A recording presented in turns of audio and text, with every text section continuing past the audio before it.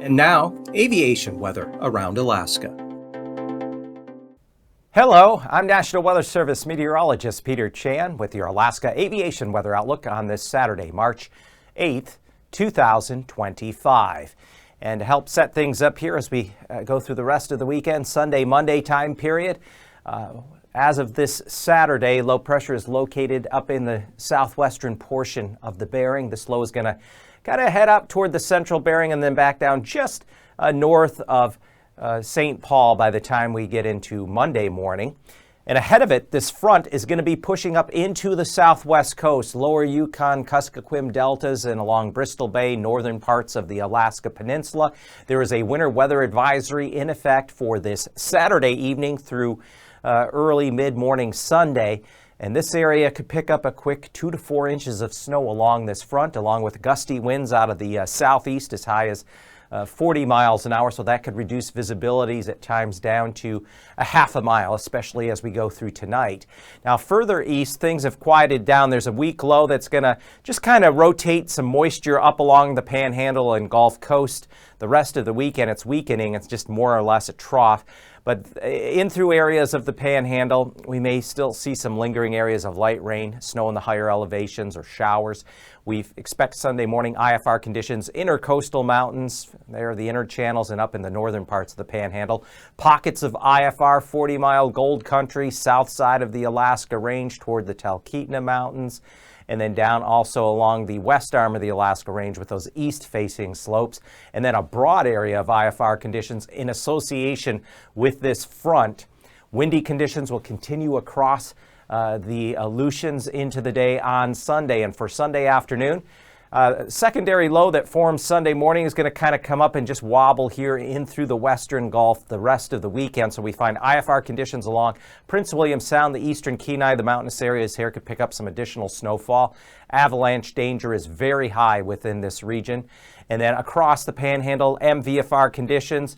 We expect IFR conditions along the south and eastward facing slopes here of the Alaska Range, and then back out here toward the northern Bering, including St. Lawrence, St. Matthew areas.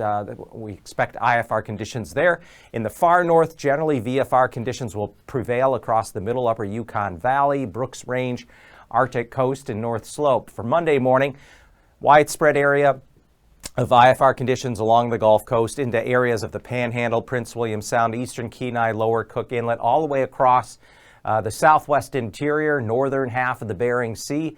This is all because we have low pressure just sitting down around here in the remnant front that pushed down through, and then this other low that just weakening and sitting through this region. So we have moisture, we have some precipitation, lower ceilings, at times some lower visibilities. And then for Monday afternoon, some improvement, MVFR conditions across the Panhandle, still some IFR around the Lake Iliamna area, the west side of Cook Inlet, and then we have to go way out through the western and central Bering.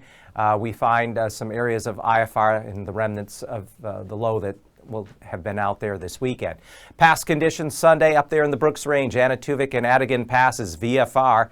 Dropping south, though, we will encounter IFR conditions along the west arm of the Alaska Range with, again, those slopes that faced east and southward. IFR at Lake Clark and Merrill. Rainy Pass, also IFR. Windy Pass may be able to hold on to MVFR conditions early Sunday, but giving way to IFR conditions. Isabel Pass starting out IFR, trying to give way to MVFR. And then further east, Mentasta Pass, MVFR becoming VFR. North of Mentasta Pass, there north of the north entrance, you may encounter some IFR conditions there on Sunday morning with improving conditions by afternoon. Tanita Pass there, Copper River Basin, generally MVFR. There will be some areas of IFR around the Talkeetna Mountains.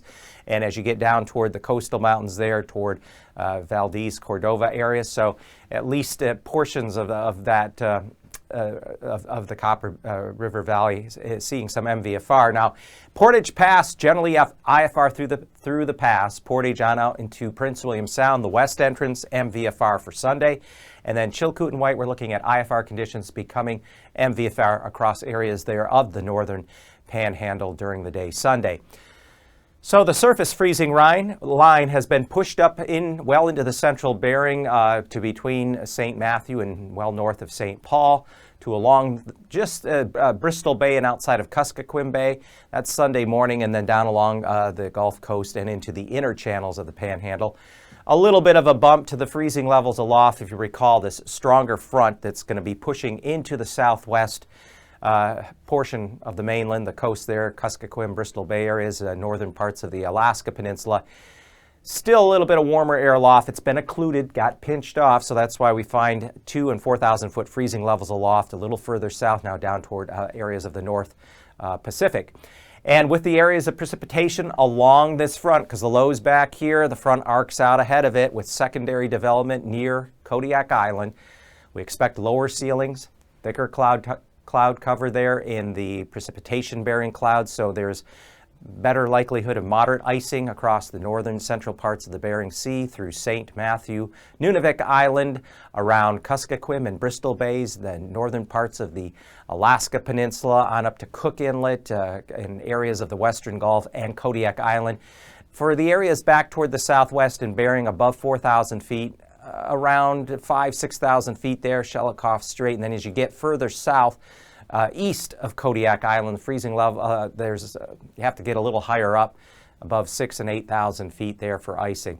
And then looking at the upper level jet stream pattern, relatively light winds aloft over the mainland at 30,000 feet. The broad belt of stronger winds, at least at jet stream level, are in the North Pacific, south of the Alaska Peninsula, and as well as the Aleutians, where the wind max there is in excess of 80 to 90 knots.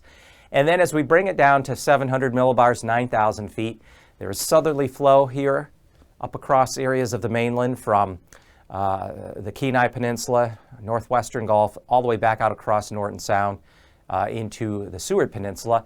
But here's that stronger, the remnants of the low. It's actually gradually filling this out here in the mid-levels over the Bering, heading toward the central Bering. South of that, strong wind field still across the Aleutians, anywhere from around 40 to as high as 65 knots there. And then as we look at the 3,000 foot level, strongest winds are out across the Aleutian chain, where we have winds aloft at 3,000 feet to 50 to 60 knots, especially there over the central Aleutian.